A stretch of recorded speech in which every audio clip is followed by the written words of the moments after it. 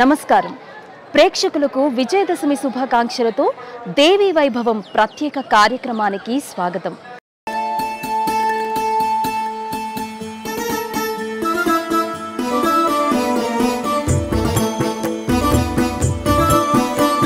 పరమేశ్వరునికి అర్ధాంగి, విష్ణుమూర్తికి సహోదరి, ముల్లోకాలకు ఆమె తల్లి। ఆమె ఇచ్ఛాశక్తి, క్రియాశక్తి, జ్ఞానాశక్తి। అమ్మే సర్వశక్తి స్వరూపిణి, భక్తుల మనసులో కొలువైన జగన్మాత। ముగ్గురమ్మల మూలపుటమ్మగా చాముండేశ్వరి దేవిగా అష్టాదశ శక్తిపీఠాలలో ఒక్కటైన మైసూర్ గిరులలో కొలువై ఉంది। దసరా అంటే మైసూర్, మైసూర్ అంటే దసరా అన్నంతగా గుర్తింపు దక్కించుకుంది అమ్మ అంబారి ఉత్సవం। నేడు విజయదశమి సందర్భంగా చాముండి క్షేత్ర వైభవాన్ని వీక్షిద్దాం। ఒకప్పుడు మహిషుడు పాలించిన ప్రాంతాన్నే నేడు మైసూర్గా పిలుస్తున్నారు। అమ్మవారు మహిషుడిని వధించిన తరువాత మహిషాసురమర్దినిగా పూజలు అందుకున్నారు।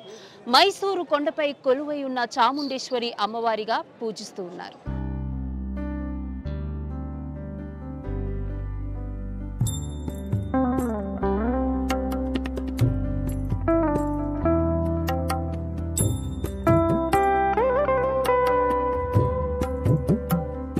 చాముండే క్రౌంచపట్టణే ఆదిశంకరులు కీర్తించిన అష్టాదశ శక్తిపీఠ స్తోత్రంలో కనిపించే మైసూరు ప్రస్తావన ఇది। సతీదేవి తల వెంట్రుకలు పడిన శక్తి క్షేత్రం మైసూరు। అయితే ఇక్కడ అమ్మ చాముండేశ్వరిగా ఖ్యాతిగాంచడానికి మరో గాథ ఉంది।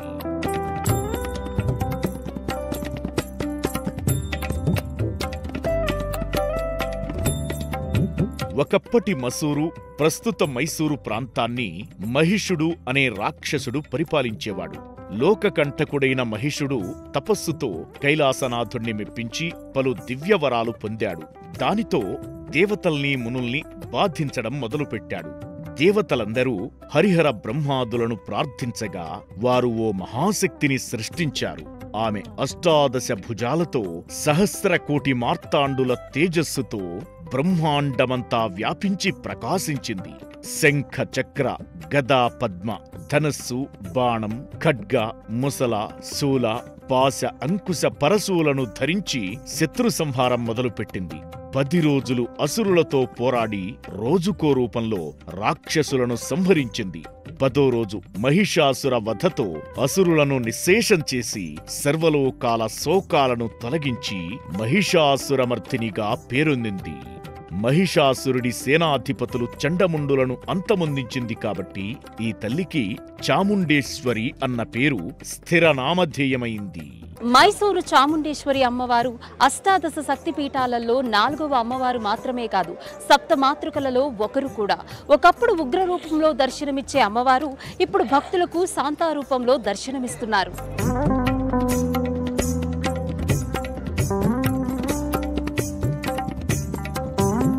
మైసూరు చాముండేశ్వరి ఆలయం జిల్లా కేంద్రమైన మైసూరు బస్టాండ్ నుంచి సుమారు 20 కిలోమీటర్ల దూరంలో, మైసూర్ ప్యాలెస్ కి 13 కిలోమీటర్ల దూరంలో, సముద్ర మట్టానికి 3490 అడుగుల ఎత్తులో చాముండేశ్వరి పీఠం కొలువై ఉంది। చాముండేశ్వరి గిరుల దిగువ నుంచి సుమారు 10 కిలోమీటర్ల దూరంలో అమ్మవారు కొలువై ఉంటుంది। సుమారు 1000 మెట్లున్న ఈ కొండలను కన్నడ భక్తులు చాముండి బెట్ట అని పిలుచుకుంటారు।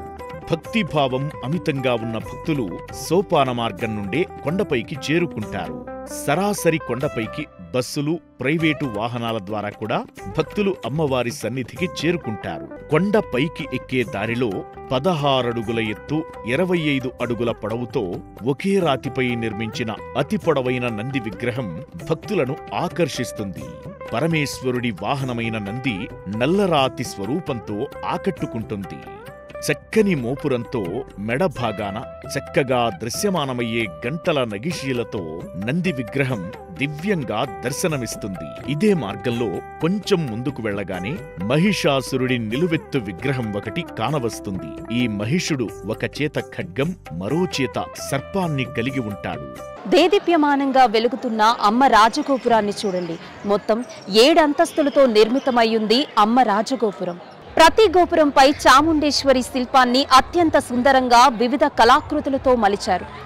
రాజగోపురం ద్వారం వద్ద విఘ్నేశ్వరుని దర్శించుకొని ముందుకు సాగుతారు భక్తులు.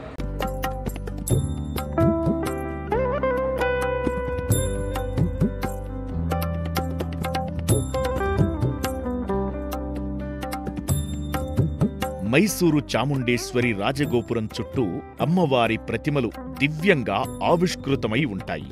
ఈ విమాన గోపుర సమీపానే ప్రసన్న గణపతి మందిరం కూడా దర్శనమిస్తుంది.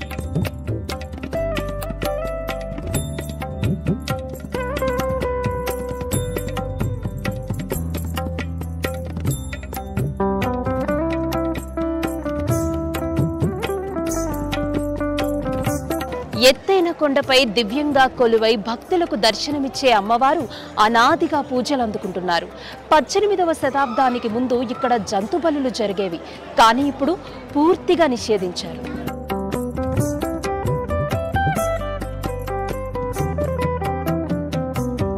ప్రధాన రాజగోపురం నుంచి లోపలకు ప్రవేశించగానే ధ్వజస్తంభం దివ్యంగా దర్శనమిస్తుంది. అమ్మవారి దర్శనానికి ఆలయ మంటపంలో చేరిన భక్తులు అనిర్వచనీయమైన ఆధ్యాత్మిక భక్తిభావానికి లోనై పులకించిపోతారు. దేవాలయంలోని ద్వారాలు వెండితో నిర్మించారు. 1927లో మహారాజా కృష్ణరాయ వడయార్ ఈ దేవాలయానికి మరమ్మతులు చేయించి అపూర్వమైన గోపురాన్ని కట్టించారు.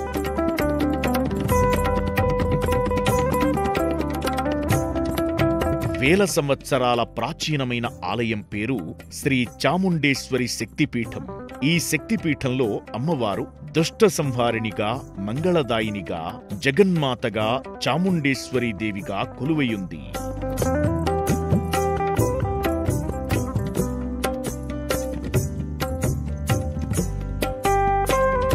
18 శక్తిపీఠాల్లో 4వదైన చాముండేశ్వరి శక్తిపీఠంలో కాళిక, దుర్గా, చాముండాదేవి కలయికగా శ్రీ చాముండేశ్వరీదేవి అమ్మగా భక్తులకు దర్శనమిచ్చి అనుకున్న కార్యాలను విజయవంతం చేస్తుందని భక్తుల విశ్వాసం.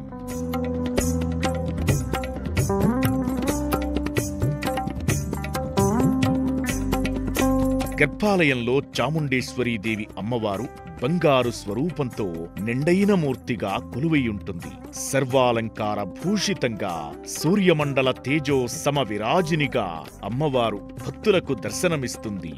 అమ్మవారి తలమీద చామరాజముడి పేరిట కిరీటం, నవరత్న ఖచితాభరణాలు, మణులు పొదిగిన హారాలు, కంఠాభరణాలు, వజ్రఖచితమైన త్రిశూలం వంటి ఎన్నో ఆభరణాలు ధరించి స్వర్ణమయ కాంతులతో శోభిల్లుతుంటుంది. చాముండేశ్వరి అమ్మవారి ఆభరణాలను దసరా ఉత్సవాల సందర్భంలో మాత్రమే వడయార్ రాజవంశీకులు దేవస్థానానికి సమర్పించడం ఆనవాయితీ. మిగిలిన సమయాల్లో వారి వద్దే ఈ ఆభరణాలు ఉంటాయి. ప్రభుత్వం వద్ద 12 ఆభరణాలు, వడయార్ రాజవంశీకుల వద్ద 34 ఆభరణాలు ఉంటాయి. అమ్మవారిని ఊరేగించడానికి అనువుగా సింహవాహనం అనే రథాన్ని కూడా బహూకరించారు. ఇక్కడ దసరా ఉత్సవాలు 10 రోజుల పాటు అత్యంత శోభాయమానంగా జరుగుతాయి. ఈ 10 రోజులు ఆలయం వేదఘోషతో మార్మోగుతుంది. శరన్నవరాత్రోత్సవాలు అంగరంగ వైభవంగా జరుగుతాయి.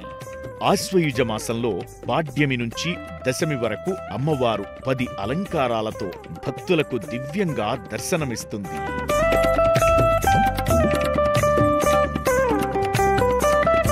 దసరా ఉత్సవాల తరువాత ఆశ్వయుజ పౌర్ణమి నాడు జరిగే జాతర సందర్భంగా రథోత్సవం జరుగుతుంది. అదే రోజు రాత్రి అమ్మవారికి తెప్పోత్సవం కూడా నిర్వహిస్తారు. అనగా చాముండేశ్వరీ దేవికి తెప్పోత్సవం దసరా తరువాత జరుగుతుంది. ఈ కార్యక్రమాలకు భక్తులు పెద్ద సంఖ్యలో తరలివస్తారు.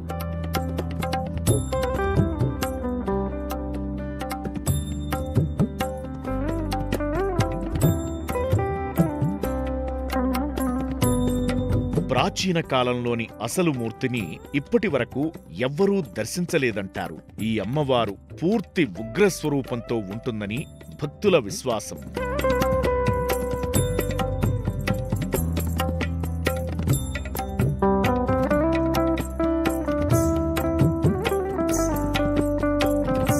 చాముండేశ్వరి ఆలయ ప్రాంగణంలో ఉన్న గణపతి, శివలింగం, ఆంజనేయ స్వామి ఆలయాలు భక్తులని ఆకట్టుకుంటాయి. ఆలయ ప్రాంగణంలోనే ఉన్న రావి చెట్టుకు ప్రత్యేక కుంకుమ పూజలు చేస్తుంటారు.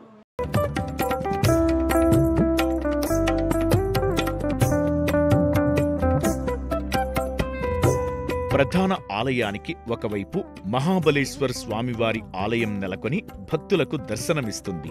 ఈ ఆలయం అత్యంత ప్రాచీనమైన ఆలయంగా గోచరిస్తుంది.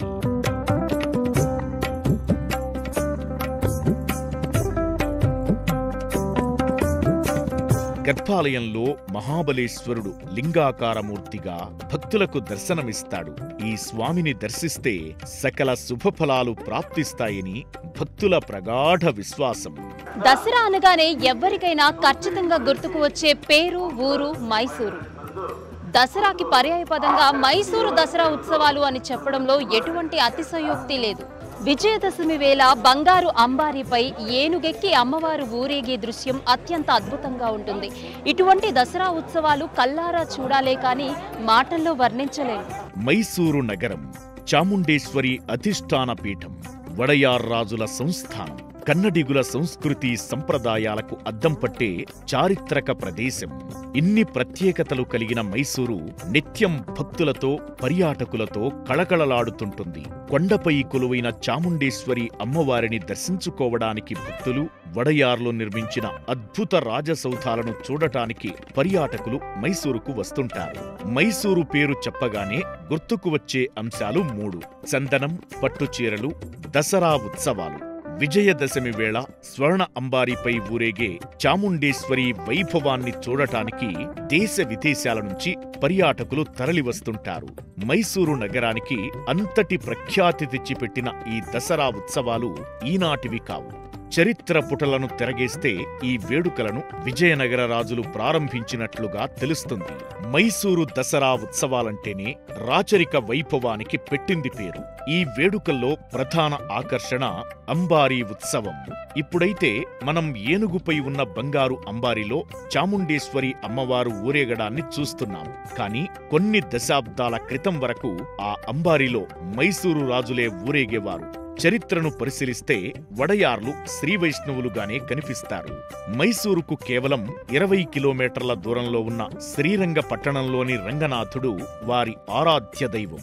కానీ మైసూరు నగరాన్ని రాజధానిగా మార్చి స్థిరపడిన తరువాత చాముండేశ్వరి అమ్మవారిని ఇలవేల్పుగా పూజించడం ప్రారంభించారు. చాముండేశ్వరి అమ్మవారు మైసూరు రాజవంశీకులకే కాదు, కన్నడిగుల ప్రతి ఇంటి ఆరాధ్య దైవం.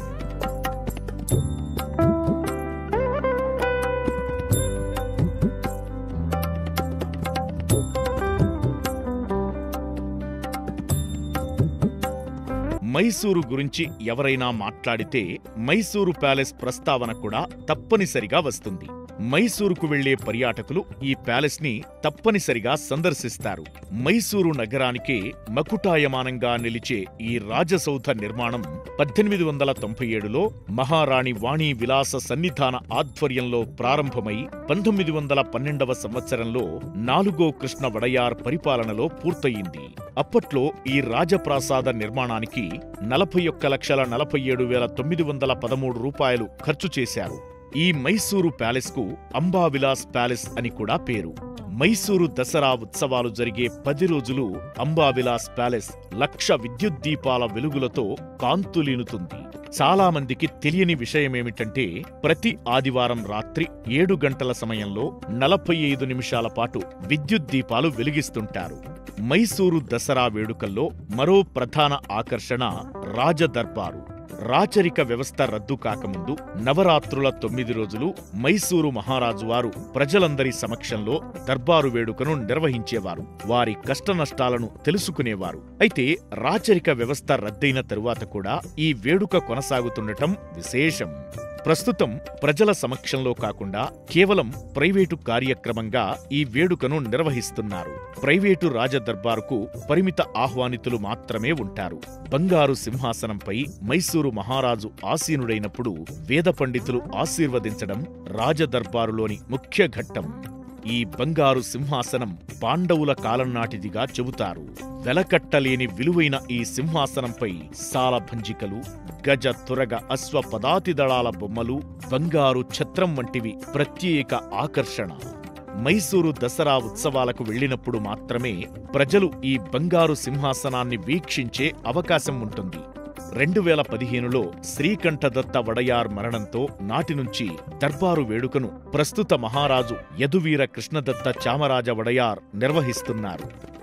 ద్రోణ, బలరామ, భరత, కాంతి, గాయత్రి, కోకిల, శ్రీరామ, అభిమన్యు, గజేంద్ర, బిలిగిరరంగ, విక్రమ్, వరలక్ష్మి, సరోజిని వీరంతా ఎవరు అనుకుంటున్నారా?